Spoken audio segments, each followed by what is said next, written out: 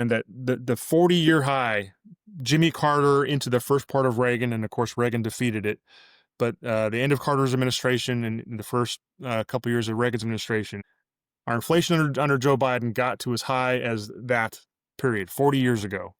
And that crushes the economy and it hurts people. So now all the young folks that are, getting college degrees and or just kind of go out to the workforce 20 years ago, even 15 years ago, could still, depending on the job and the income, afford a home, to buy a home, to put a down payment on a home or whatever, or rent a home, single income. And that's getting closer and closer to impossible now, even with the best college degrees, because inflation has made that prices of everything go up and stay up. So even if inflation right now goes to zero, it's still hurting people, because the only thing that makes up for it is wages, the average wages. And that's much harder to increase. The economy really has to grow and be really healthy and strong for a long time for wages to catch up to the price of inflation. So people do not understand it, that the young people are still suffering. Economy is better now than it was a year and a half ago. Inflation is a lot lower than it was 2 years ago. No question about it, but it doesn't automatically fix things. People are still suffering.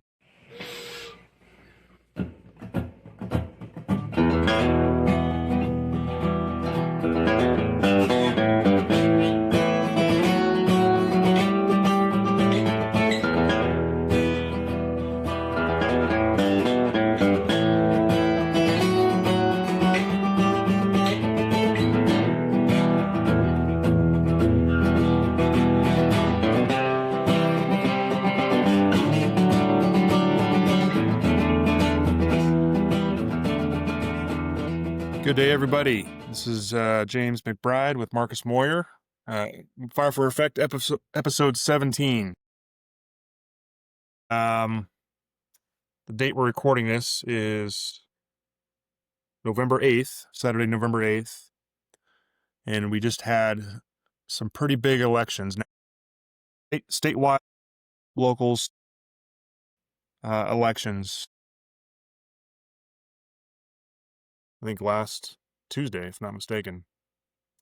And so we're going to talk about that. And Marcus lives in a hotbed of where a couple of those elections happen that are very monumental, even though they're local, local or statewide. There could be a bellwether for other things to think about nationally, as well as what happened with the New York City mayoral election. We'll talk about that. And the other topic we're gonna get into is one that I've been thinking about for a while, and I heard it again. Another podcast sparked my interest in it, and it's the idea of, where do complex thoughts come from? Where do they originate?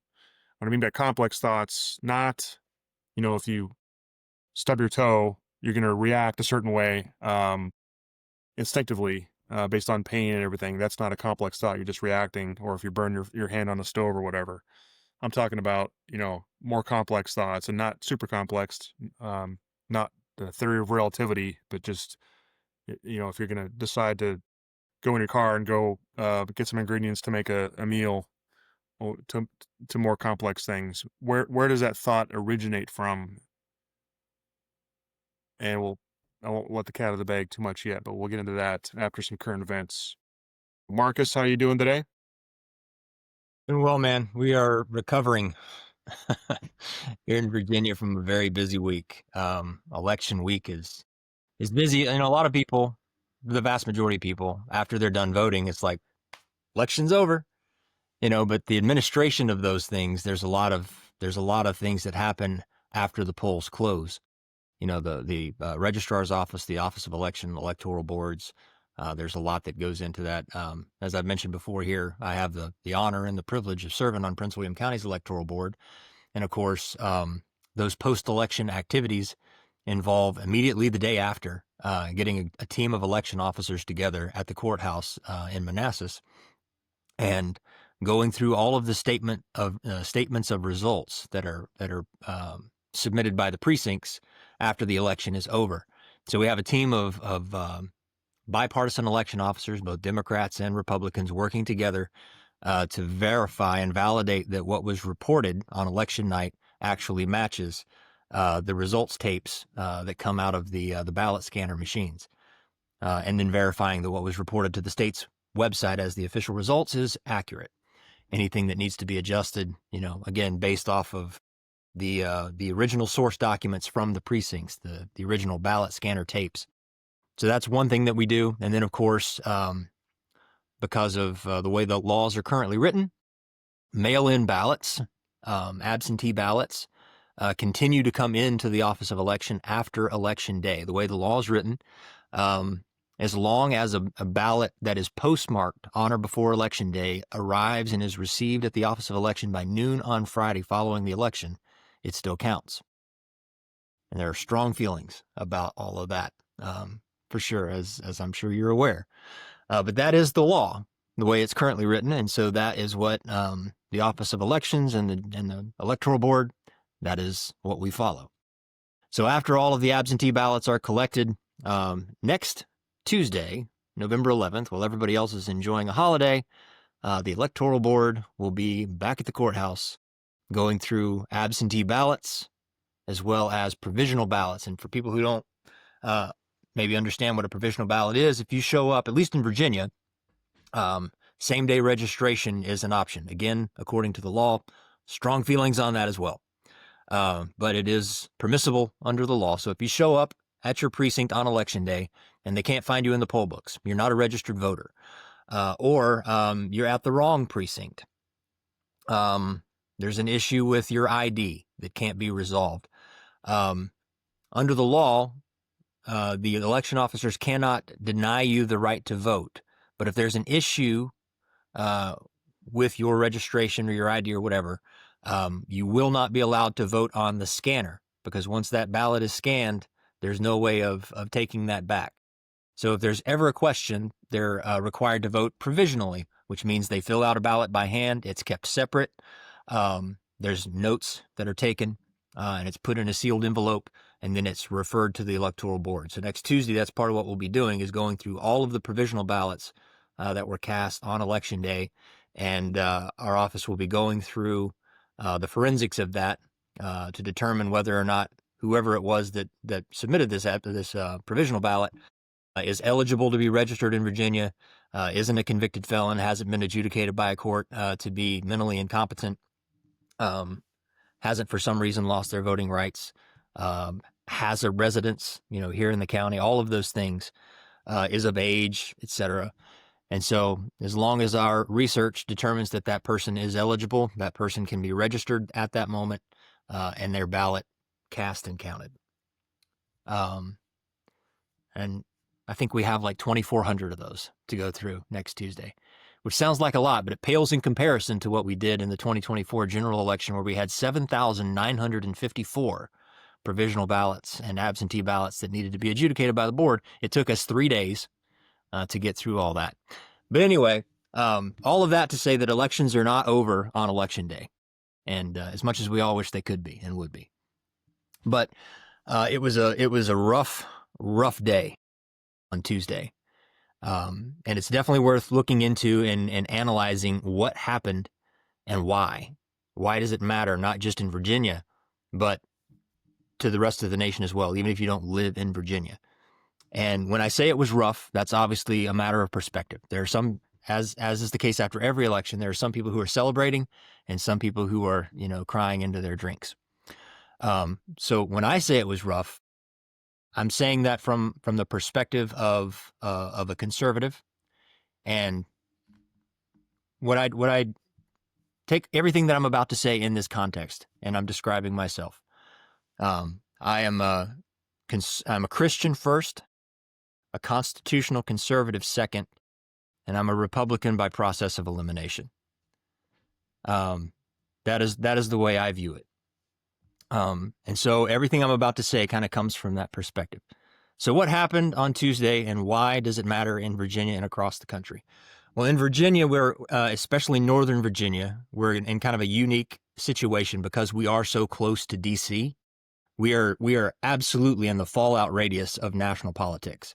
So what happens on the national level is there's immediate ramifications and ripples through Northern Virginia, largely because there is a disproportionate population of government contractors and federal workers who live in Northern Virginia.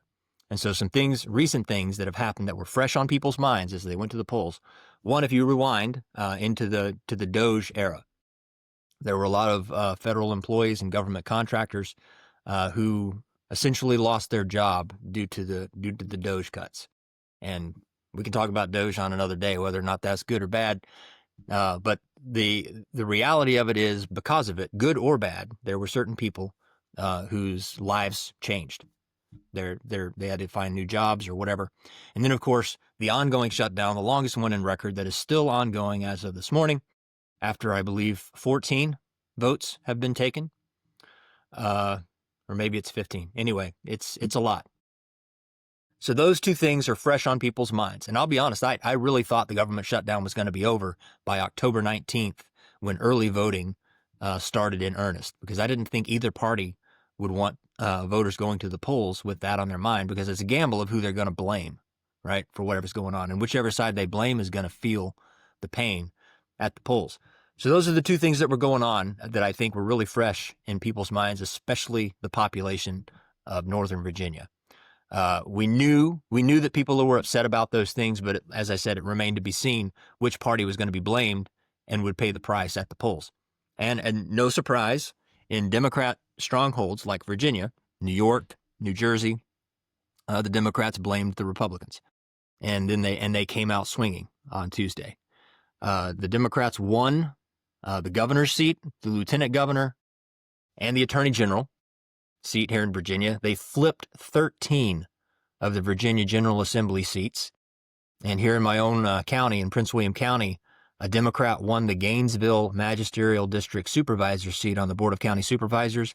And that is the first time in 38 years that a Democrat has won that seat. So in the General Assembly, as I said, the Democrats flipped. Yeah. Sorry, yeah. What seat was that again? Board of County Supervisors, the Gainesville Magisterial District. The Republican who was in that seat previously passed away just a couple of months ago, and there was a special election that had to be held to replace that seat. And then, of course, that was decided on November 4th, this past Tuesday, and a Democrat picked up that seat. The Republican who stepped forward to run for it lost. First time in 38 years, from what I'm told. So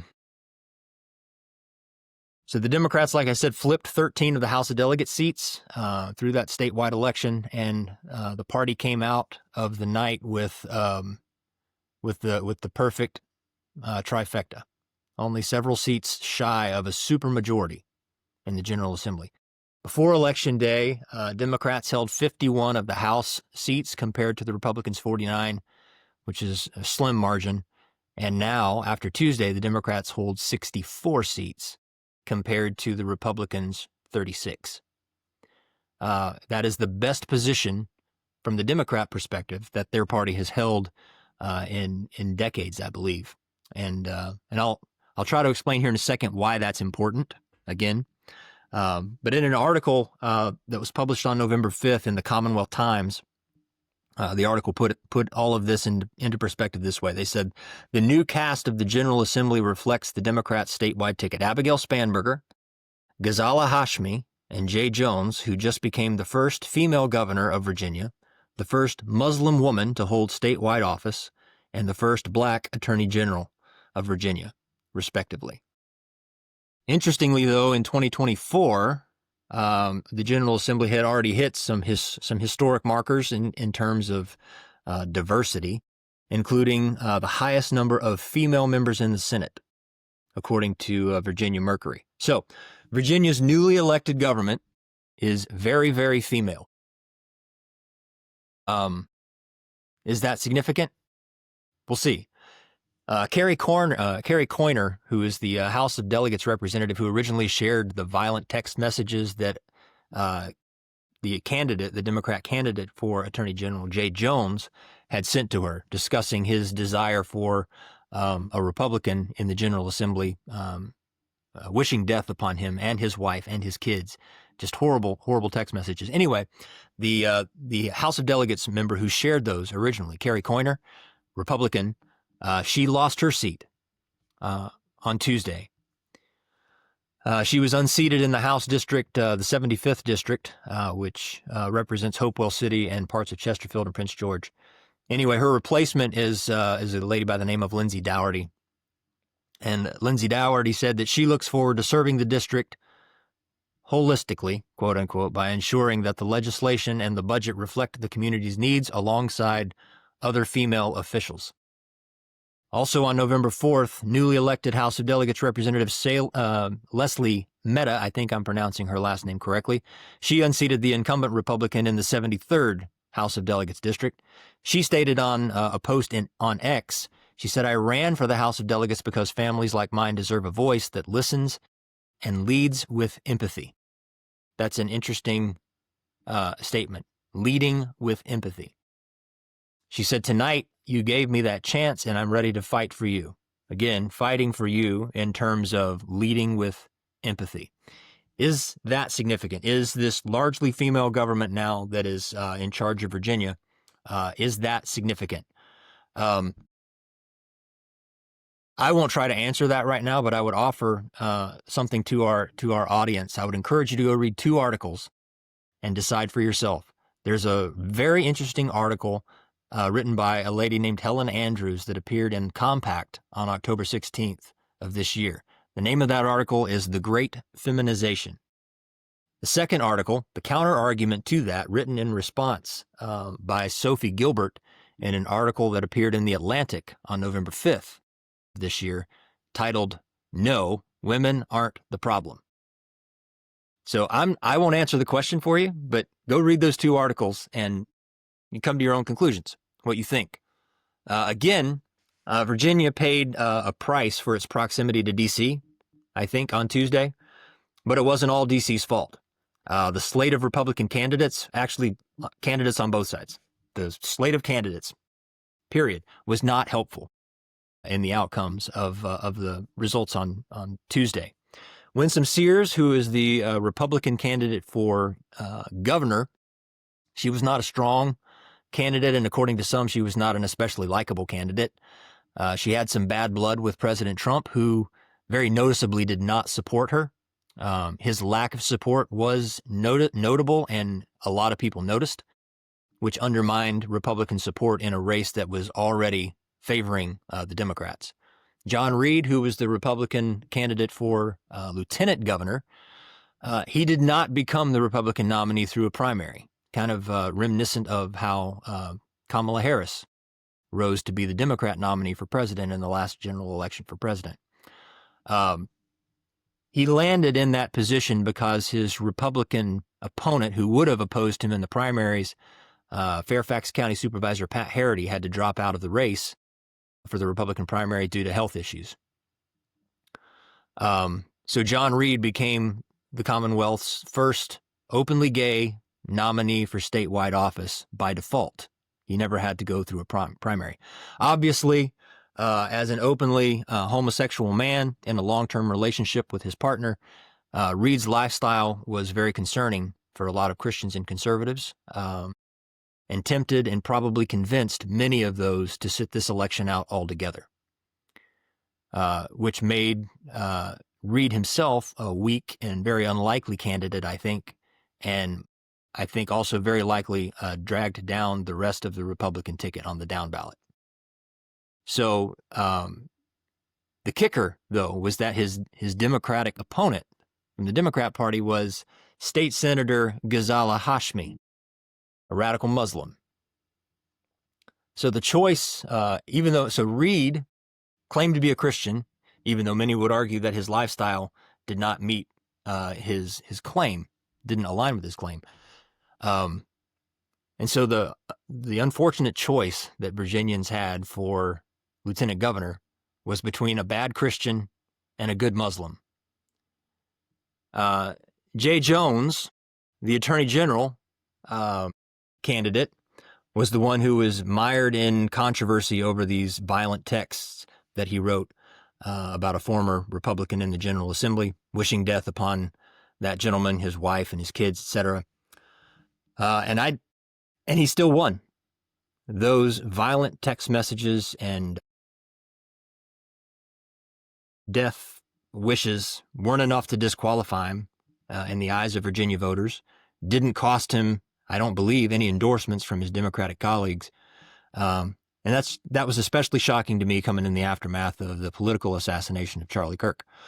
But the Commonwealth Times reported that, I don't really have any words for that. I don't have an explanation for how that happens. But the Commonwealth Times reported simply that while Jones was elected in spite of scandals on violent text messages he sent, the Republican delegate who initially shared the message, Kerry Coyner, was unseated in House District 75, which represents Hopewell City, parts of Chesterfield, and Prince George. So that race mystified me. I really did not expect Jay Jones to pull that out. I felt pretty good about Jason Miyares retaining his seat, but that was not the case. New York City, you had mentioned, had a race similar to the lieutenant governor's race here in Virginia. I think 24 years ago, after September 11th, the country and New York City vowed that they would never forget. But I would offer that on Tuesday, November 4th, 2025, New York City forgot. The affordability crisis is driving the political train in many places, including New York City. As Andrew Cuomo and Zoran Mandami squared off, the choice for voters in New York City, as Trump described it anyway, was between a thug and a communist. Again, not great options. As one New Yorker put it, I heard him on the news yesterday. He said that the sad news for New York is that the light at the end of the tunnel is New Jersey. So it's kind of funny, but kind of not. So why does all of that or any of that matter? Virginians, I think, need to secure for some heavy seas over the next 4 years. Across the country, many folks are probably saying, well, I don't live in Virginia. Why do I care what goes on in Virginia? What does that have to do with me? But I would say that what happened in Virginia on Tuesday and what is getting ready to happen in Virginia over the next few years is a strategy and a playbook designed for every other state in the country. And I would say it's coming to a state near you or your state at some point in the near future, unless you do something to stop it. If what I just described doesn't sound like a good thing to you, it's coming unless you and the other people who live in your state stop it. Again, citing the Commonwealth Times, Commonwealth Times said this: much of Democrats' legislation did not pass the General Assembly under the Republican governor, Glenn Youngkin, who set a record of vetoes during his third year in office, opposing 201 bills. And that's according to Virginia Public Access Project. But now with the Republican governor Youngkin out and Democrat Abigail Spanberger in, some lawmakers and lobbyists are already preparing to introduce some very ambitious legislation during the next session. That would be removing the ban on gay marriage from the Constitution of Virginia, the automatic restoration of felon's rights,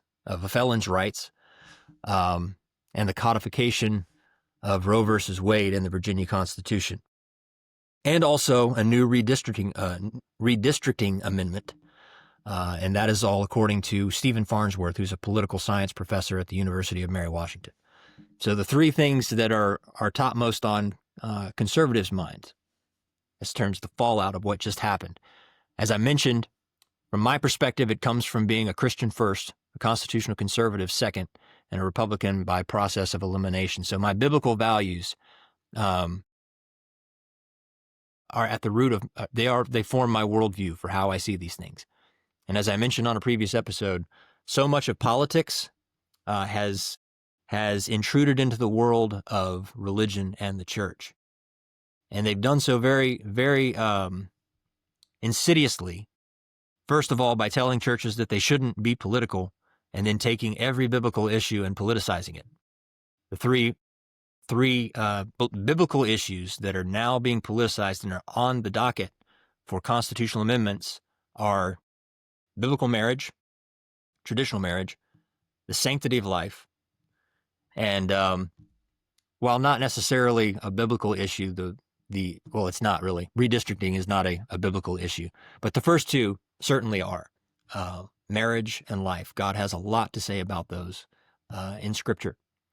And according to the article in the Commonwealth Times back in September 10th of 2025, talking about this marriage amendment, same-sex marriage is protected on the national level by the Supreme Court's landmark decision over the 2015 Obergefell versus Hodges case. And I really wish Taylor was on the podcast this morning because I would like to get his opinion on this. But after that case in 2015, 10 years later, Kentucky County Clerk Kim Davis, who once refused to issue a marriage license to a same-sex couple for religious reasons, petitioned in August for the High Court to overturn that ruling. Now, should the majority Republican-appointed Supreme Court revisit that case and overturn it, then Virginia would revert to a 2006 ban on same-sex marriage written into its constitution. The Virginia General Assembly passed resolutions earlier this year established on this right to marry regardless of sex, gender, or race. But to amend the Virginia Constitution, the General Assembly has to pass that amendment twice, so a second time in 2026, after which it then is taken up by the voters in Virginia in a referendum, which would be the following November of 2026. So this newly elected General Assembly will vote for that second time on whether or not to amend the Virginia Constitution and codify marriage rights in the Commonwealth, homosexual marriage rights in the Commonwealth. And of course, that is going to sail through, and it'll be put to a referendum next November and likely become the law of the land here in Virginia. So that's one. The second biblical issue that is being politicized and is in view here is the abortion amendment. The stage now is set for Virginia to become one of the most pro-abortion states in the country. In an article by that same title, written by a lady named Kimberly Ross that appeared in the Washington Examiner recently, said that in February, the General Assembly passed a resolution allowing for an amendment to the Virginia Constitution, and this amendment concerns so-called reproductive rights in the state. This is according to Kimberly Ross. Disturbingly, she says, the amendment provides that every individual has a fundamental right to reproductive freedom, and then the text quite clearly allows for abortion at any time for any reason, including up to the point of birth. And it deems the killing of the unborn, quote-unquote, reproductive freedom. The Democrat Party wins on Tuesday ensure that this resolution also will pass the General Assembly again in the next legislative session. And once that is complete, the amendment goes forward again in November of 2026 on a referendum to the Virginia voters. And if it passes, that also becomes the law of the land in Virginia. And then lastly, the redistricting amendment. Redistricting is, we used to call that gerrymandering. And they are maneuvering, the Democrat Party, very shrewdly, is maneuvering to lock down 10 of the 11 congressional district seats that are represented here in Virginia.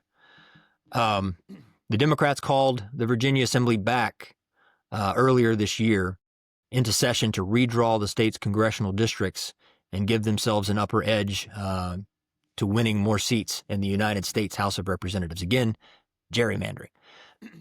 The efforts these efforts mirror those by legislators in California to offset additional seats that Republicans are trying to pick up in the House in Texas. And that's been a hot topic in the news as well. And so both sides do this, trying to redraw lines to benefit their party. Virginia, as I said, has 11 congressional seats. 6 are held by Democrats, and 5 are currently held by Republicans. But nearly all of those could be turned blue if this redistricting amendment is successful. Gerrymandering in Virginia was essentially outlawed back in 2020 when lawmakers amended the Virginia Constitution back then, agreeing or basically codifying that we would leave redistricting up to a nonpartisan commission. And then Virginians overwhelmingly approved that by referendum as well. So this new amendment to basically undo that and say that we're not gonna leave it to this commission. We're gonna redraw these lines. That amendment has to pass the General Assembly twice, as I described before it goes up to the voters again for referendum.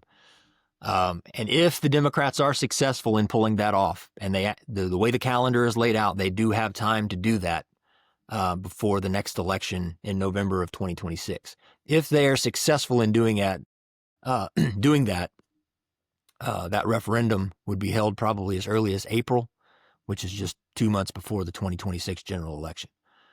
And in a post on X, the Senate Pro Temp Louise Lucas, who's a Democrat from Portsmouth, she kind of insinuated that the creation of the map that they would really like to see would give the Democrats 10 out of Virginia's 11 congressional districts. So, all of that to say that it's going to be a wild ride here in Virginia.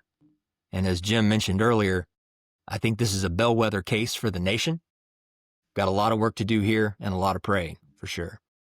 In the words of the Prince William County Republican Committee chairman who posted on Facebook, I think it was the day after the election, and when he says we, he's talking about the Republicans in Prince William County, says, we are walking away from this fight standing upright, with the tools to rebuild and strike back. So here's where things stand. He said, we took losses, but we're not defeated. The Democrats will overreach. They always do. And when they do, we'll be ready with better organization, better outreach, a message that speaks straight to the working families across the county and the state. Take a breath, lift your head, and get ready, he says. So regardless of which side of this you're on, whether you're rejoicing or crying after Tuesday's results, Virginia is going to be an interesting place to watch over the next few years. Over to you. I don't even know where to start. So much. That was so well done, too, by the way. You had it all packaged up really nicely, articulating exactly what happened. I'm going to start with, oh boy, you hit a lot of issues there. I'm going to share my screen here. I'm going to share a couple posts that we shared over the last few days since this election. This is more on the Zoran Mondani mayoral election in New York City. So if you can see that, ABC News's post, do you see that? This is this is the New York mayoral election where Mondani won, and if you just look at, it wasn't a squeaker, and it wasn't his views being, I would argue, very anti-American, definitely anti-traditional American values, very open about it, and an open communist, if I'm not mistaken. I think he said he's a communist, or he's at the very least a socialist. Yeah. Didn't suppress the vote. In fact, there it is. 2013 to 2025, you compare the votes, and he almost doubled the total amount of votes from 2021, just 4 years ago. Or not he, but the election led to a massive voter turnout. I'm not sure how much he won by percentage-wise, but it's pretty significant, at least double digits. So that is striking to me, because again, instead of turning voters off from voting, when you mentioned an example in Virginia of kind of the awkward situation with the Republican and the Democrat kind of turning voters away from showing up at all, not the case here in New York City. And then you also touched on, which I think maybe so specifically on those two articles you mentioned, the one in the Compact and the Atlantic, the point and counterpoint articles, very, very, very thought-provoking articles. The first one in the Compact being about how more and more women in positions of power in government, local, national, and in the legal professions as judges, that seems to be indicating a lot more decisions made based on empathy, And again, we'll talk about those articles later, and I'll post the links to them on this podcast. So for those who listen to our podcast, we're grateful. And we also put a lot of quotes and graphics visually. So if you're able to watch it, Spotify allows you to watch the podcast and listen to it at the same time, and of course YouTube. So we try to do it in such a way that you can just listen to it and get the gist of it, and also if you watch it, you can see some graphics and some quotes and things like that.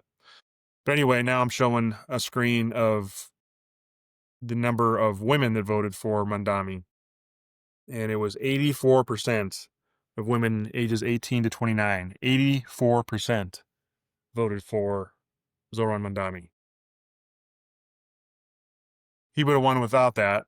As you Wow. can see in this graphic, the amount of, I think that means the red is, or no, I think the blue is what percentage voted for Mandami, and then I guess the other two candidates, gray and red, but overwhelmingly 84%. So again, this is a candidate who is outspokenly, fearlessly socialist, if not communist, anti-Semitic. It's been quoted many, many times, even though he tries to backtrack on that now. And it was immediately after he was elected, his speech and his method of speaking was much more antagonistic. He tried to, as the election approached, tried to, act like he was considerate of all sides and cared about those who didn't believe in his views and that kind of thing. And as soon as he got elected, his victory speech, I recommend you go watch it. Very strident, very kind of the sheep's clothing coming off pretty starkly.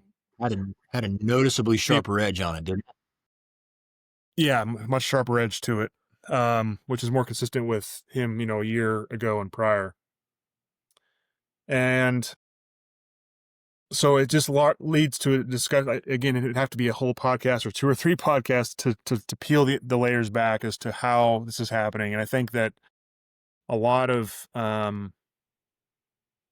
conservatives, since Trump got elected and since the House and the Senate is barely in a majority at the national level in Republicans' hands, mostly I would argue from a really, really bad candidate in Kamala Harris, and that a lot of people wanted, and saw the injustice and how Trump was treated between his first term and his second term, targeted overtly, all kinds of reasons. Anyway, I think conservatives and Christians have been complacent ever since, which is unfortunately how not unusual. I want to show one more picture here. Let me find it. So this is a guy that I recommend a lot of people follow, or I recommend you follow, Kaizen de Asiedo on Twitter, and he's on Instagram and other platforms. But very intelligent guy, and he's his expertise, I think, he's got a PhD in psychology or something, where he just talks about how to think clearly about things. Didn't start out being political at all. He was recently interviewed on Trigonometry, that British podcast, and very good interview. But this is what he said about socialism. He says the issue with socialism isn't that it hasn't been done the right way; it's that there's likely no right way to do it. It needs massive, efficient government, which is an oxymoron. This doesn't happen. Altruism overriding profit motive. Absolute power not corrupting absolutely, which I think is a Lincoln quote, if I'm not mistaken. And then he said socialism is funded by capitalism. Anyway, it's just these things are frustrating because, you or I and the co-host in this podcast, these kind of things are obvious to us. We grew up, most of us in the military, but even not in the military, just the people I think our generation and age understand the dangers of socialism and how it is literally the most destructive form of government destructive in the sense of the body count in world history, literally hundreds of millions compared from China to Pol Pot, and there's a whole list, and Lenin, Stalin. I mean, just unbelievable desolation that falls behind it. Yet it's gaining traction in America and the West, and we have to ask why. And it gets into those articles you referenced as well. And we talked a little bit about this in episode 6. So in episode 6 was redeeming masculinity. Have men been culturally and socially marginalized in recent years? The answer is yes. And when masculinity and femininity, if you look at them on a plane of equality, if one is suppressed and shut down and silenced, then the other one obviously fills that gap, and that's what's been happening. And we talked about in episode 6 that there's nothing inherently wrong with femininity or masculinity, but that the way God's designed men and women is to be complementary, to balance each other out, to smooth out the rough edges of each one of them independently. Men and women in marriage and the whole thing. That's how he designed us from Genesis. It's very clear. And again, go listen to episode 6. We talk about that in pretty good detail. So if you were to suppress either one of them, masculinity, femininity, men, women, whatever, in a society and a culture, things are going to get out of balance.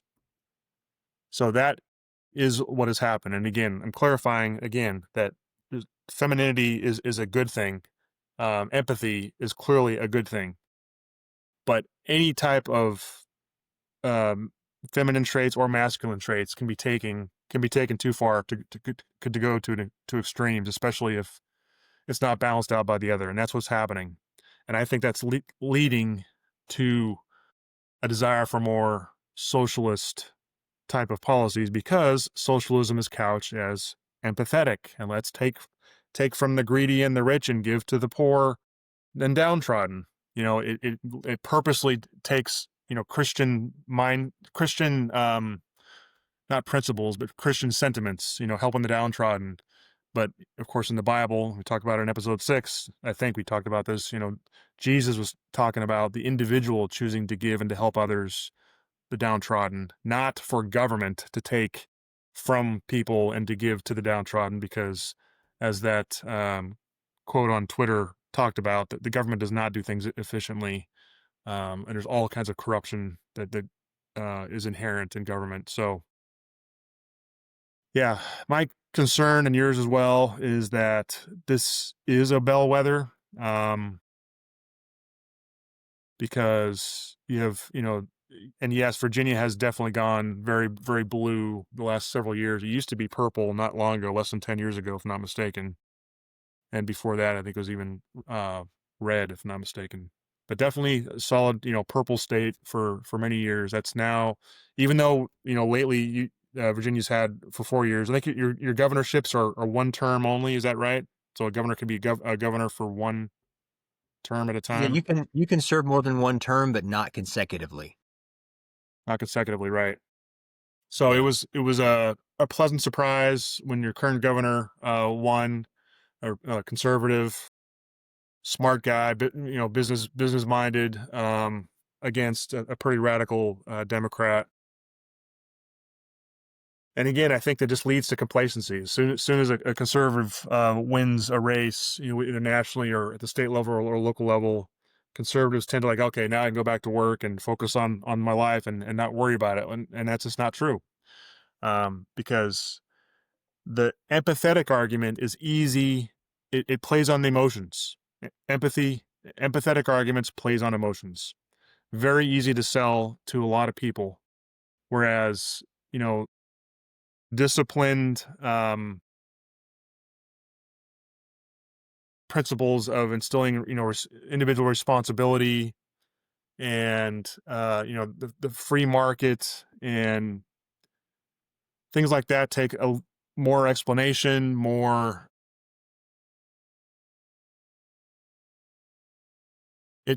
it the understanding how human fallibility comes into play, corruption, basically a lot of the biblical principles and the idea of the individual choosing to help those that are the downtrodden and not the government. And that's the other kind of the twisted part of the socialist mentality is that a lot of people I think support it because, like, well, if I vote this socialist in or bring in a socialist government, then I don't have to do anything myself. The government's going to do it. The government's going to take care of those poor people that I care about deeply, but I don't want to do anything myself personally. And I don't mean that for everybody. There's people who are far left and pro socialist who also volunteer their time and help people. I totally get it. I'm doing a blank slate here, but again, socialism does not work for a lot of reasons. It stifles creativity, it stifles innovation, and the innovation and the entrepreneurial spirit that so many in the left demean as being greedy. That mindset has led that mindset of the entrepreneurial spirit and innovation and wanting to create or invent something, whatever the motivation is, whether it's to make money or it's to help people. You can argue that, like Elon Musk, the things that he's done is just mind-blowingly impactful to society. And maybe he also has a financial motive behind it. I don't know. We don't know that. But, the way he works and operates, he apparently sleeps in his office at SpaceX and Tesla and doesn't have a big fancy home. But even if he did, so what? He's innovating so much that's impacting society in ways that are just mind-blowing. There's no other private company in world history that can take the place of what he's done with SpaceX, and now we're relying on a private company to bring astronauts to the space station and back, and eventually the moon. He's creating, anyway, all this stuff. And, Tesla, the most popular selling car, I think, in the country, not just electric car, but the period, for years now. So that's an example of an entrepreneurial mind and spirit that has led to tangible impacts in society, making society better. And socialism stifles that. Socialism, if you're gonna work really hard to make a lot of money or be successful, but the government's going to come in and take a huge percentage of that money, or take over whole industries and try to run it themselves. Which, by the way, I'm very confident that is why China's economy has been slowing down the last several years. President Xi took over in 2012. And I was in the Pentagon at the time and studying this, and I'm just talking open source stuff here. But he started, and I went to the Eisenhower School, Industrial College of the Armed Forces, what it used to be called, part of the National Defense University. And we focused on world economics, global economics, supply chain resiliency, things like that. And so I studied this, wrote papers on it. And, President Xi took over in 2012 in China. And before that, the previous presidents, his previous 2 or 3 presidents, were really focusing on truly free market economy. And it really worked. Like, China just exploded. Their economy just took off from the early 90s to the early 2000s. Exploded. Their GDP every year was at least 9% for many, many years. Xi takes over in 2012. He has a Mao mindset, and he openly reveres Chairman Mao, who was one of those communists I mentioned earlier who led to the starvation and death of tens of millions of Chinese because of socialist policies. Xi reveres him, and also, but wants to take advantage of their on-fire economy, but started taking over whole industries in China, little, but one piece at a time. And the more he's done that, the more stagnant their economy has become. So I believe they're a paper tiger right now, and it's actually a very dangerous period in history because he knows he's a paper tiger. And oh, by the way, their demographics are going to implode on them because of their one China policy they've had one child policy they've had for many, many years.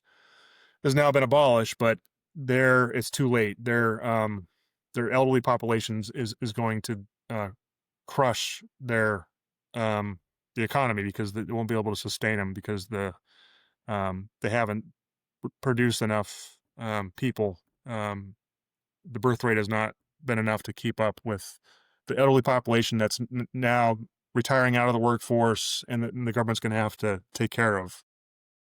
Anyway, all these things are going to come to a head, and it's putting a lot of pressure on him. He's not stupid. He knows this. That's why he's talked about, he has a timeline of when he wants to take over Taiwan, all this stuff. So very dangerous time in world history. But again, it all comes back to socialism. It all comes back to why does socialism take hold? And it's comes down to empathy, in my opinion. What a few commentators recently are calling suicidal empathy. Again, empathy is great. We all should have empathy. I think it's a biblical principle, being empathetic. But if you are empathetic at the expense of reason and logic, and at the expense of understanding human nature and how corruptible governments are throughout history, and you don't have checks and balances, which is the brilliance of the American government system from the founding fathers, is our checks and balances, because they were fully aware of the desire for government to take on more power, and tried to balance that out with the different factions within the government, the legislative branch and the judicial branch and the executive branch. And within the legislative branch, the House and the Senate and the different election cycles and how they're voted in, all that stuff, all kinds of checks and balances built in to try to mitigate the fact that if you put too much power into one aspect of government, they will take it. And I think we would both argue, Marcus, that has happened anyway. I think the executive branch over time has way too much power than it should. And oh, by the way, the states, I failed to say this, probably the most important part, the states having their own say and their own independence. The 10th Amendment makes that extremely clear, and the 10th Amendment has completely been seemingly ignored in our government for decades. So I'll just end with saying that socialism is always a temptation for people to support, and socialist candidates and socialist ideas, because again, it sounds nice, it sounds empathetic, it's designed to help people, it's simple to understand,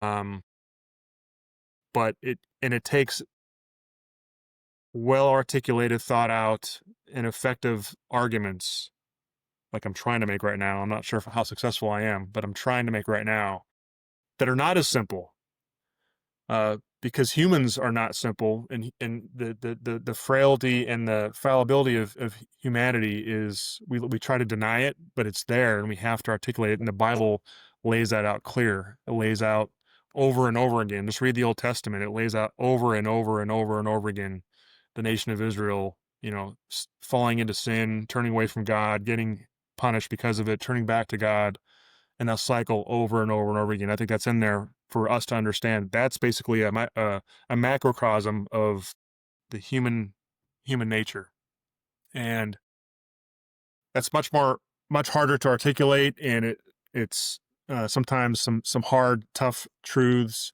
that people don't want to hear, but we have to do it. And I think we've invoked Charlie Kirk's name in every episode since he was assassinated, but Charlie Kirk was doing that, and he was doing that very, very effectively. If we don't have more people like Charlie Kirk making these arguments in public, we're in trouble, because not many people are doing it. You can't do it sitting in an elected position in Congress, in voting on stuff. You're not really talking to the public. You might be talking to your district, but very few candidates are really talking to the public. Nick Freitas, he does very well. Is he currently elected? So Nick Freitas, according to this, is a member of the Virginia House of Delegates representing District 62. He assumed office in 2016. His current term ends on January 14, 2026, and he is not seeking re-election. It's interesting. Yeah. So currently sitting, but I guess it's kind of like a lame duck period almost. Thinking of Cameron Hamilton's wife, Karen Hamilton. Cameron Hamilton was one of our Republican candidates for the 7th Congressional District seat, which is now currently held by Democrat Eugene Vindman. If you remember that last name from Lieutenant Colonel Vindman. Yes. Back in the whole scandal with the phone call with the Ukrainian president, right? But anyway, Cameron Hamilton ran for that seat and lost. He's a fantastic individual. Prior Navy SEAL. Was also, after he lost the bid for the 7th congressional seat, he was appointed by the Trump administration to FEMA. He was in charge of FEMA for a while. But yeah, his wife just won a seat on Tuesday. But go ahead. Yeah. I guess that's it. Just it's very concerning, and there also tends to be, and what really is important is this upcoming congressional election. If Republicans, conservatives don't retain the House and the Senate, again, the whole left right now, the Democrat Party has really, really given in to this pro-socialist mindset.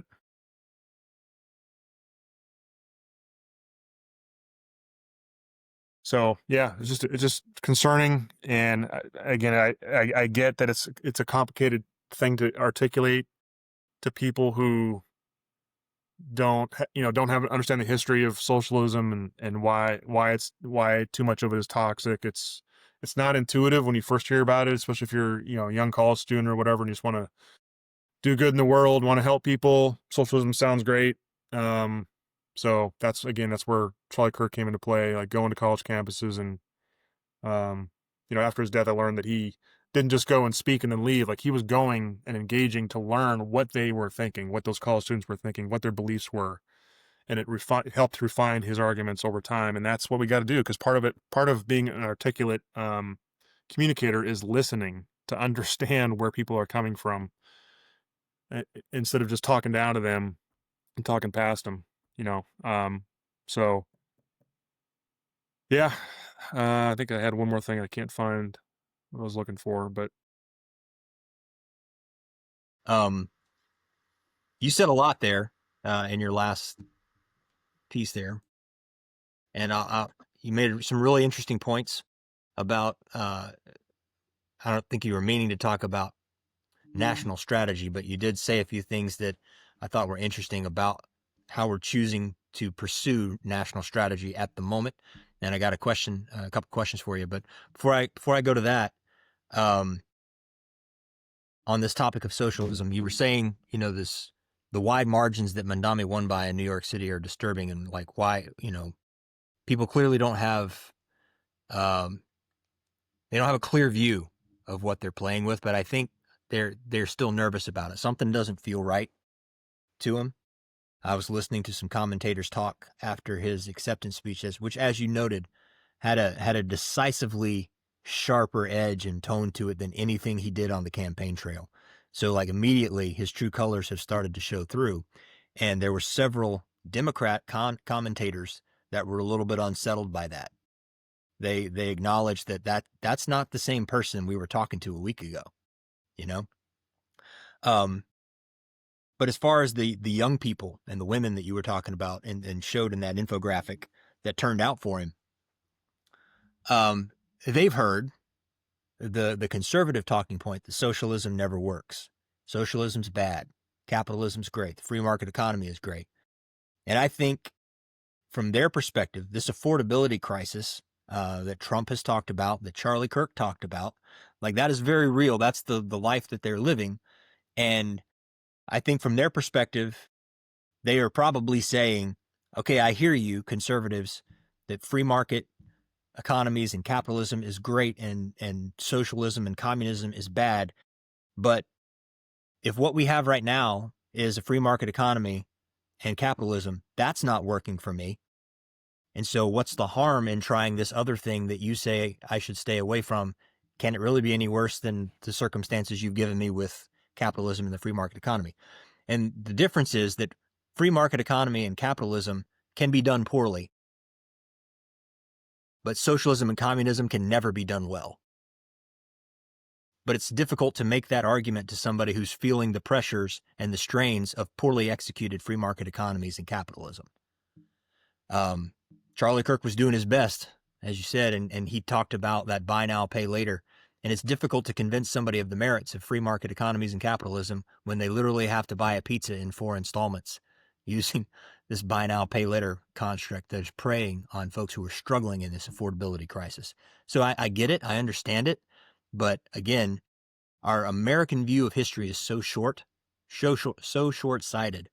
And it's going to sound like just a vomit of quotes here. But on the topic of socialism, as you said, it's easy to sell because it sounds good.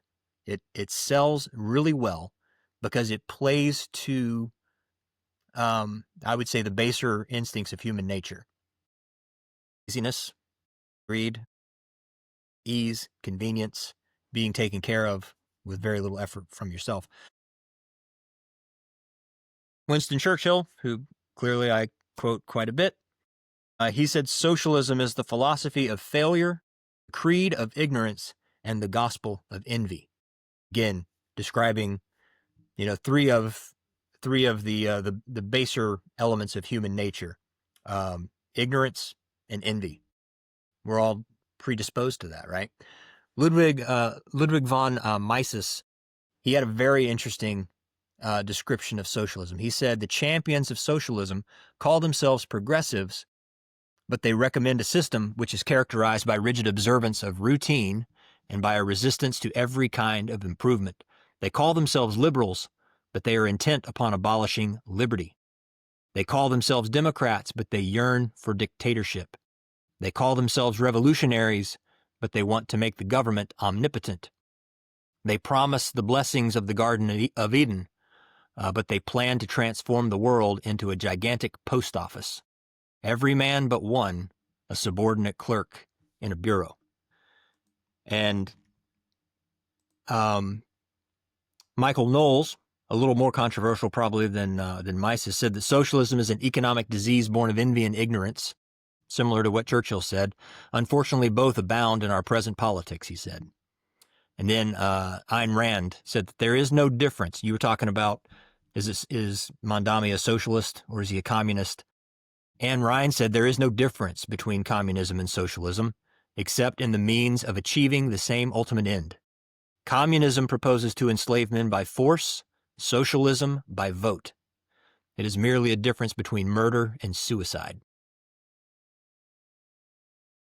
I want to touch on a point. Those are great quotes. And again, for those watching, I'll try to put those quotes up on the screen so you can read them as well. But before I lose the one thing you brought up, and is that I hate to use this term, but the lived experience of people in this economy, not just the economy right now today, but since since COVID, really.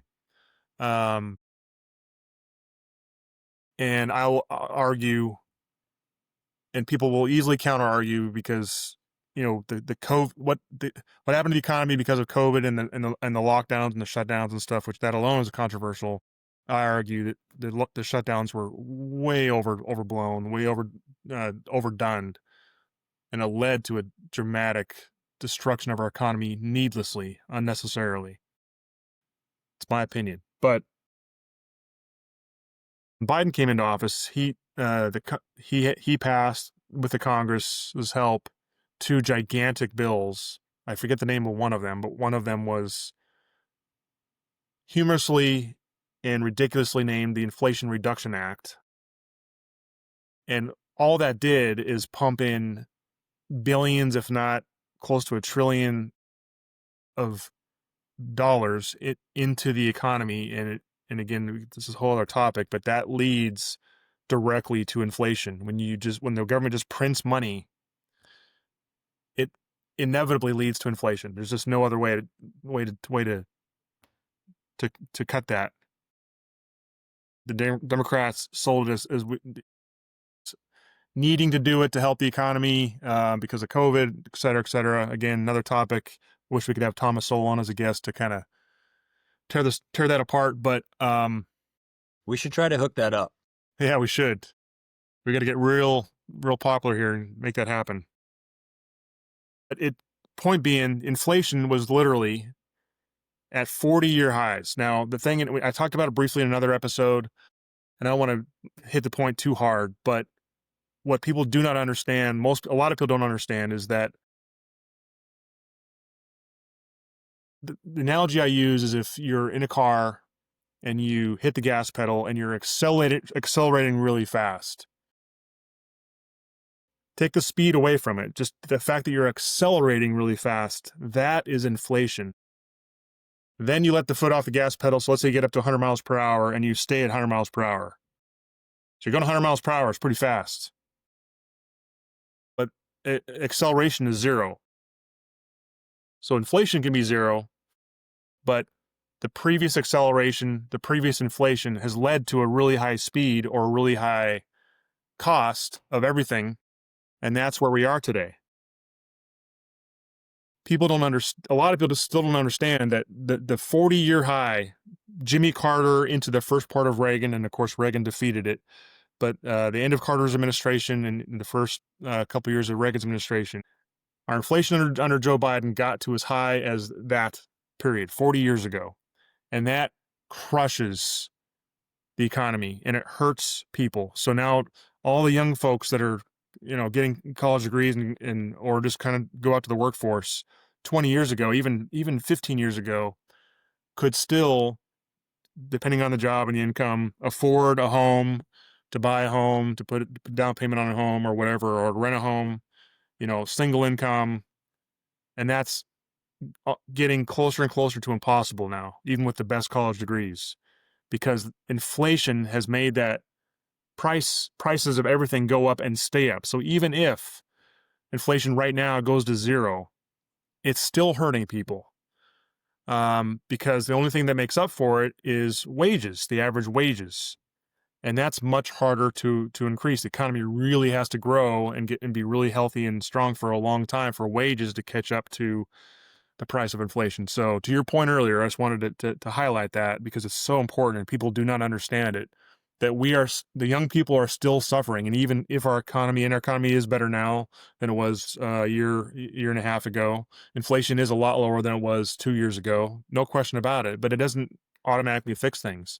People are still suffering economically, they get out of college with all kinds of debt. Or again, if they don't go to college, go into a trade, it takes a lot of time and money to be able to afford a home. It's much harder to raise a family, to get married, unless both people have a job, income, that kind of thing. So that is to your point where people see and they go, oh, well, these conservatives talk about free market economies and conservative economic principles, but look at how much I'm suffering right now. And it's, again, another complicated argument, another complicated topic that takes a back and forth discussion and or debate to really peel the onion layer back. And once you explain it to people, like my analogy with the car and the accelerator, a light bulb goes on, but you need to have the opportunity to have that discussion with people, or they're just not going to know it. If you didn't learn economics, to understand those basic things, you're just not going to know. And I don't blame people for not knowing. If they haven't been taught it, they're not going to know. So that's where it's incumbent upon people like us to try to articulate things to people and again, have debates and learn where other people are coming from, because we're going to have our own blind spots. And again, that's where Charlie Kirk was phenomenal.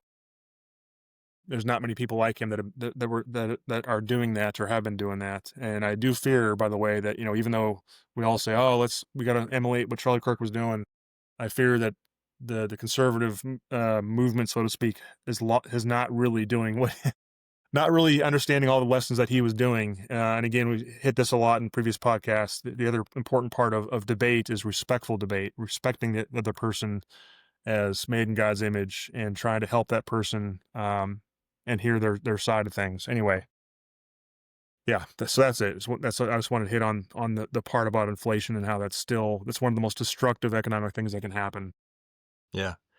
Yeah, you said a lot of really good things there too, but the affordability crisis is not equally experienced, right? So we're actually living in at least two different Americas. Um, the and there's a striking difference. Like I heard on the news yesterday that I say kids, I don't say that disrespectfully. I'm getting to be an old guy, so I can say kids now affectionately, right? But young people are struggling. They're making six figures, over $100,000 a year, but still feel like they can't buy a house. They can't do like normal, typical adult things, living that American dream that, again, Charlie Kirk talked about, get married and have more kids than you can afford. Uh, more kids than they can afford right now is zero. They can't even afford to be married, right? And have a home and that sort of thing. So you've got that on the one hand. And then on the other hand, I was listening to some ridiculous story yesterday about some lady who just spent $100,000 renovating her basement into a Lego lair. Like taking down walls and making space for this huge Lego layout. She's a grown woman, but she loves Legos. Um, and so vast difference, right? On here, you've got a lady spending some people's full year salary to build a Lego PlayStation, in her basement. And over here, you've got a young person who's having to finance a pizza into 4 payments. And so, like, these two worlds it's like oil and water. Like, they don't even understand each other. So it's difficult to have a conversation about national policy and economics when you literally live in two different worlds. And that's one reason why, the promises of socialism and communism work so well, is because it's very easy to get the person who's financing his pizza to hate the person who's renovating their basement to turn it into a Lego playground. And that's difficult. That's a difficult pill. Yeah, it is. Um, and I guess the last ingredient that we didn't bring up is, as far as trying to communicate with people, is that social media is put us in silos, and even formerly mainstream media, even New York Times, things like that, Washington Post, Wall Street Journal, are now almost all their articles are pay to view. Who's going to pay for a subscription to a paper unless you already ideologically agree with that paper? So it shuts out people from other perspectives to read it. So the articles could cater to the audience that now is paying for that paper, which so it gets more and more polarized. In my opinion, that's what's happening. But definitely social media. We get in our bubbles, and we all have to fight that. I think I try to read and watch the other side as much as I can to understand where the other perspective is coming from. But you don't even know what's in the other bubble. You don't even know what's being said in the other bubble. Uh, and the people on the left don't know what's being said in our bubble, our bubble, because like there's a wall there that again is driven by social media clicks and advertisements and that kind of stuff. So it's a really big dilemma. Um, and the only way I can think of right now to combat that is to try to appeal across, a little bit broader audiences, uh, and to engage people in public, which can be very frightening. Just from an anxiety level of not being confident in arguing positions. But even if you get good at it, now people are, because of what happened to Charlie Kirk, are concerned about their safety and things like that. So I don't have I don't know whether to be optimistic or not. Obviously, in the long term, I know God's in control, and that could be a good segue to our next topic. But God's ultimately in control of what's going on, and we could continue to go down what I see right now as a negative path. You look at massive things that happen both in good ways and bad ways. Like just think about, whether you're for Trump or not, just the fact that he overcame all the I, for one, did not believe 2 years ago that he had a chance in the world of getting reelected, but he did. Was that God? I don't know. Like the assassination attempt, just basically hitting his ear could have hit him in the head and killed him. Crazy, unexpected, unanticipated things can happen. Zoran Mandami getting elected by the amount he did, unforeseeable to me less than a year ago, even 6 months ago. So, God's hand is in everything in some way, shape, or form, and unforeseen things can happen, both good and bad. So we really cannot predict the future. But the indications right now that I'm seeing are very concerning, and I don't see a clear path out of it. Yeah, and as like depressing as that can be to think about it, my wife actually sent me something that's very encouraging that I'll share here. I don't know who said this, but I like it, and it's applicable, I think, to the circumstances and times we're living in.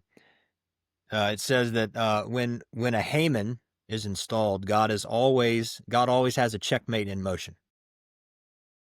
He's always moving his Esthers and his Mordecais into position. And for those who may not understand that reference, I would encourage you to go pick up a Bible and read the book of Esther. It's very short. You can probably read it in 15 or 20 minutes. It's just a few chapters long, and that will, what I just said there will make a lot more sense to you if you're not familiar with that story. Whenever a Haman is installed, God always has a checkmate in motion. He is moving his Esthers and Mordecais into position. God is in control, as you said.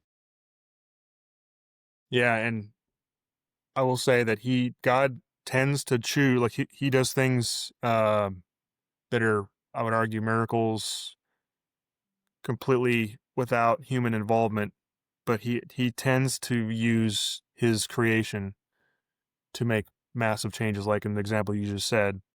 So he challenges us, I think, to this is kind of one of the theories that I'm wrestling with, and I think is generally true. Like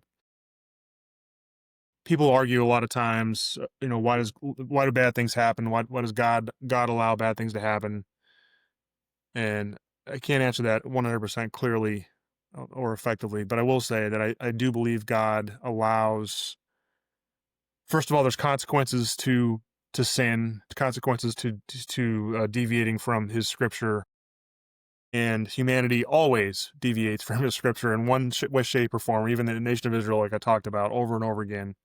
And so now we know that we'll never fully can never live up to God's expectations, which is why He sent His Son down on earth to die for our sins.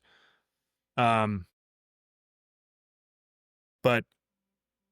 the troubles in the world are there in some way, shape, or form, I think, for a purpose, His purpose, to challenge us to stand up and to be that voice, to be courageous. The Bible has "Do not be afraid" 365 times, apparently.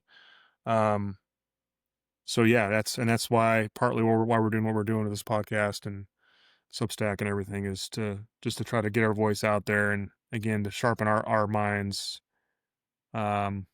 which does happen. Like for those listening, a lot of the things that we articulate, Marcus and I and the other members of our team are talking about it behind the scenes, and I'll go back and listen to a podcast later on and pick up things that one of the other co-hosts said or somebody we're interviewing said, and I never thought of that. It really makes me think and sharpens my mind a lot more.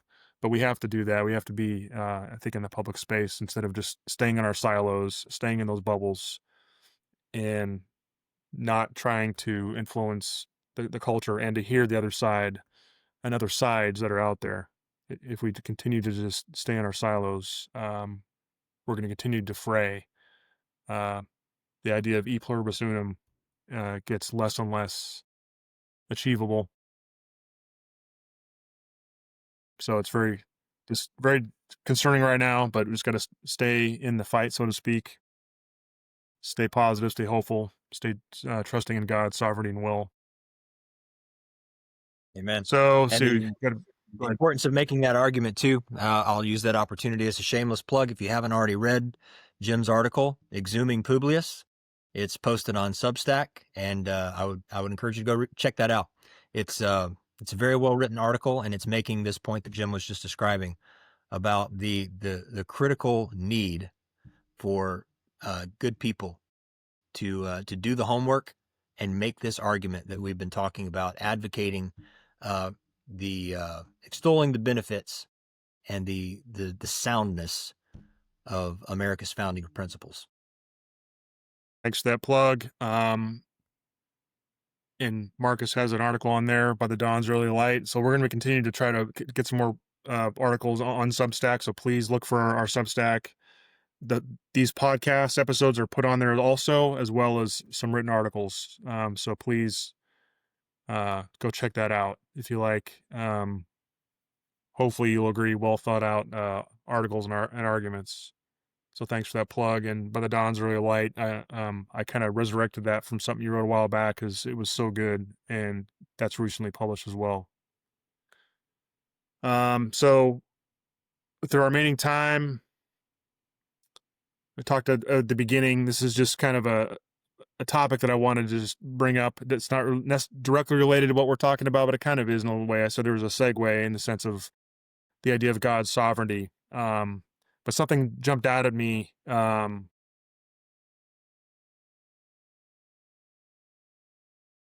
Some jumped out at me in a podcast I heard a while back, and I forget who it was. It was a kind of a Jordan Peterson type of comment, but it wasn't him. It was somebody else. Might have been John Lennox or somebody. Brought up the idea of where thought comes from, where complex thought originates. Said it in the sense of, kind of to humble those of us in humanity who think we're so smart and who've got everything all figured out, and wow, this great idea I had is just, man, I'm amazing. I thought of that. Wow, no one else could have thought of that. But he, whoever this was, I wish I could find it, said, oh really? So how did you come up with that idea? Like what was the impetus behind starting to have that thought? And no one can, the person he was talking to couldn't answer the question. I think he might have been talking to a neuroscientist or somebody. He couldn't answer the question. And it was just really a thought-provoking thing that really got me thinking. This was over a couple months ago. I heard this, and I've been wrestling with it ever since. And my answer fits with my worldview, of course, but I'm willing to talk about some different theories behind this, and definitely want to hear your thoughts on this, Marcus, because I know you're very thoughtful on things like this. And I did a little bit of research just to kind of make sure that we are talking from some kind of level playing field of kind of what the different theories out there. And I'll, again, for those watching, I'll put it on the screen after we edit this episode. But there's 4 basic categories of theories, and I can talk about who throughout time has held to each basic category. And the first one is, again, where does complex thought come from? First one is evolutionary biological. So the camp that believes that complex thought evolved via natural selection as an adaptive trait for social coordination, toolmaking, and environmental mastery. Okay, so that's number 1. Number 2 is depth psychological archetypal. And Jordan Peterson talks a lot about archetypes. This is complex thought emerges from the collective unconscious, inherited psychic structures that prefigure symbolic narratives. It's a mouthful. Again, I'll put it on the screen for those watching. 3 is narrative developmental, logos-centric. Complex thought arises through hierarchical integration of stories from mythos to logos, enabled by responsibility-bearing and voluntary confrontation with chaos. That's a really big mouthful, and that's very Jordan Peterson-esque. And I'll try to pull some threads on that here in a little bit if we have time. And then fourth category is theological imago Dei. Complex thought is the imago Dei. Humans uniquely bear God's rational, relational, creative image. It's a complex topic to talk about on a podcast. I get it. But if there's anyone listening that is into this kind of thing, and there might be some people who strictly believe in just evolution is how we got to where we are. I just want to challenge that, but I want to lay out all those main arguments. So I believe only one of those is the answer. And you'll notice that when I read those definitions of the different categories, none of them really talk about, like, let's just take the evolutionary biological. Complex thought evolved so our brain evolved over time from an amoeba all the way up to now, is the evolutionary understanding. And that our brains and our thought process evolved through natural selection, adaptive trait for social coordination, tool making, environmental mastery, etc. And by the way, I want to distinguish. I'm not talking about. I mentioned at the beginning. I think not the instinctive reactions to things, to injury, pain, that kind of stuff. I'm talking about a creative thought, creative complex thought. But even that definition that I just read from the evolutionary standpoint doesn't really address where does that thought originate from. So I get that you could argue that, okay, over time our brains had to develop through evolution to be able to create tools in order to survive, in order to be more efficient and be able to cook and hunt and things like that. But if you're a caveman sitting around a fire, in theory, that the first caveman that had the idea to make a spearhead or a spear tip or whatever to hunt effectively, how did that originate? Like, how sitting in front of the campfire, staring at the fire, did that suddenly become a thing to be able to connect the dots on how to do it, and how, now I'm gonna go get a stone, and now I'm gonna chisel it away, and now I'm gonna shape it into a spear, and now I'm gonna stick. Like, all the processes, we can kind of talk about how from point A to point B to point C, but what's before point A? Where does that come from? And I think that is only answered by the theological imago Dei idea that, and again, we're in a bubble right now. You and I agree. We're both Christians. We both believe in God's sovereignty. But I just don't see how any other category of theory behind the idea of where thought comes from, can explain how the thought originates in the first place. So I'll turn it over to you for a reaction. I'll say up front, that's a super interesting question that had never crossed my mind. I never had the original thought to question where original thoughts come from. And now I'm intrigued, just listening to your explanation of it. And these four hypotheses that are laid out here, I would agree with you that 3 of the 4 offer an explanation without a reason. They give an explanation of a thing that's happening, but they never identify the cause of the thing that's happening, which you kind of described already. The first question I would have, though, the first question that came to mind when you raised this topic is, when you talk about where complex human thoughts come from, I guess you'd have to start with identifying what is a complex thought, which ironically requires complex thinking, but that's but it's not different. It's what we're talking about. But defining complex thought, as you were talking, I was thinking, how would I define that? It's higher level of thinking, problem solving, that sort of thing. And And in the first explanation here, the evolutionary biological explanation of the, I agree with you. I think the fourth answer, the fourth hypothesis is the correct one, the Imago Dei. Of the other three, though, I would say that the first one is probably the most compelling, the evolutionary biological explanation, because we do see this, in nature. If we define complex thinking as problem solving, for example, there are lots of organisms in nature other than human beings that solve problems. Dolphins are probably the most famous, for having high intellect. But of course, others, like I was thinking of birds, because again, as you were talking, I was thinking about, well, complex thought is problem solving, but it also leads to creation, because that's a very unique thing to thought.